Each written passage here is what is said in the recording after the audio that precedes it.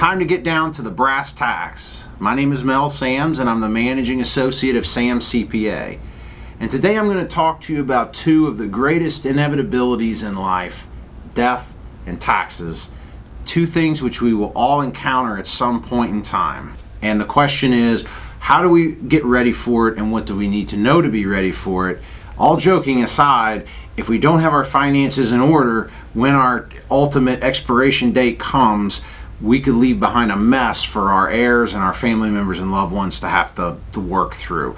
So today I'm going to hit on a couple of topics that you need to be aware of, that we can obviously help you with in greater detail, but just want to make these things, make you aware, put these things out there for you to think about.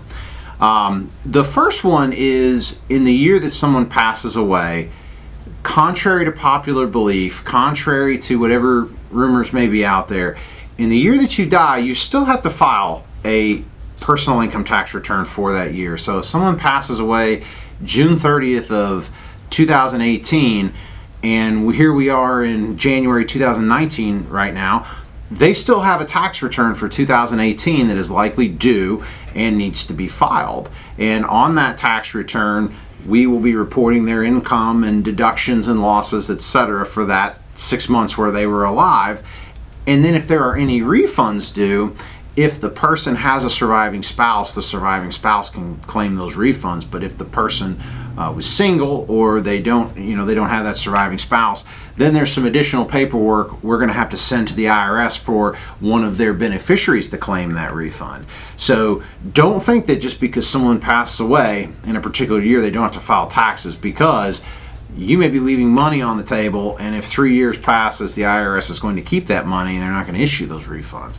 So make sure that in the year someone passes away, you get that final tax return filed for them. The estate tax, the death tax, it's been around for years, but it's changed dramatically over the years.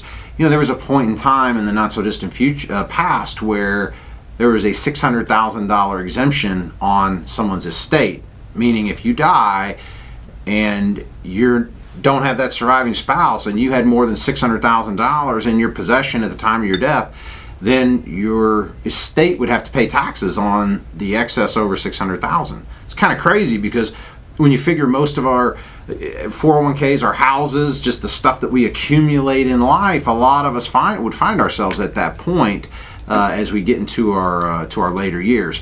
So Congress changed that years ago to increase that limitation, and now in 2019 that limitation is 11,400,000.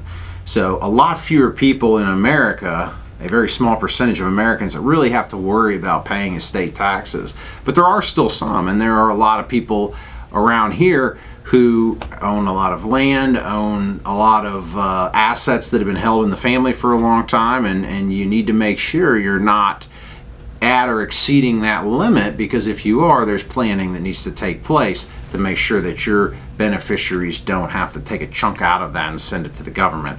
So while the estate tax is an afterthought for most people, there are still people out there who it is a concern. So again, proper planning can be used to mitigate the cost of taxes upon death. On the other side of the coin, inheritance.